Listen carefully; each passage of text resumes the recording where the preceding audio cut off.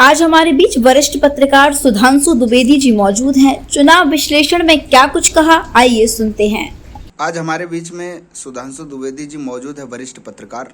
हम इनसे कुछ जानना चाहेंगे चुनाव के बारे में। 2 चरणों में चुनाव हो चुके हैं और अभी 5 चरणों में बाकी है। सर, वोटिंग प्रतिशत 2019 के मुकाबले कम है इस बार, आप इस पर क्या कहना चाहोगे? देखिए, इसके वोटिंग प्रतिशत कम होने के कई कारण हैं। एक तो गर्मी का मौसम है, संयोग ऐसा बन रहा है कि पिछले 3-4 लोकसभा चुनावों से संयोग ऐसा बनता है कि गर्मी के सीजन में ही संसदीय चुनाव होते हैं। लोग अपने व्यक्तिगत काम है, व्यक्तिगत उनकी व्यवस्थाएं हैं, व्यक्तिगत व्यस्तताएं हैं उनकी, लेकिन फिर भी हम चुनाव आयोग ने जिस स्तर पे प्रयास किए हैं, राजनीतिक पार्टियों ने जिस स्तर पे प्रयास किए हैं, उससे मतदान का प्रतिशत अभी दो चरण के चुनाव तो संपन्न हो गए, लेकिन तीसरे चरण के चुनाव से मतदान प्रतिशत में थोड़ा सा उछाल आने की संभावना हम इसलिए देख रहे हैं कि चुनाव आयोग द्वारा मत प्रतिशत बढ़ाने की दिशा में निरंतर कंटिन्यू प्रयास किए जा रहे हैं और ये देश के डेमोक्रेटिक रूलिंग सिस्टम के हिसाब से बड़ा सुखद संयोग माना जाएगा कि मतदान ज्यादा से ज्यादा हो, लोग जागरूकता पूर्वक अपने मताधिकार का उपयोग करें। जी, बहुत बहुत धन्यवाद सर। आज वरिष्ठ पत्रकार सुधांशु द्विवेदी जी चाय पर चर्चा करते हुए। और सर, मैं ये एक सवाल ये पूछना चाहूँगा कि राहुल गांधी जी को नकारते हुए नज़र आ रहे हैं पूरे देश के कई मध्य प्रदेश में, कई अपने उत्तर प्रदेश, राजस्थान, तो ये क्या है उनकी? नहीं, ये आप कैसे आप या कि कोई ये कैसे कह सकते हैं कि राहुल गांधी को नकार दिया गया है?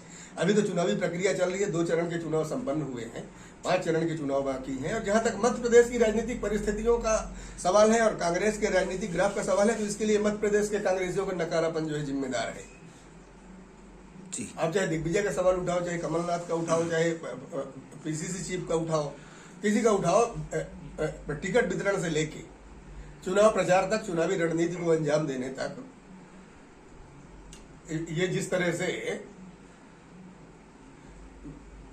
तमाम अंदरूनी अव्यवस्थाओं से घिरी हुई, उसका ये नतीजा हो सकता है। मध्य प्रदेश में जो अगर कांग्रेस का राजनीतिक परफॉर्मेंस इस संसदीय चुनाव में अगर पुअर रहेगा, थोड़ा कमजोर रहेगा, तो देश की जनता बोल रही है 400 पार।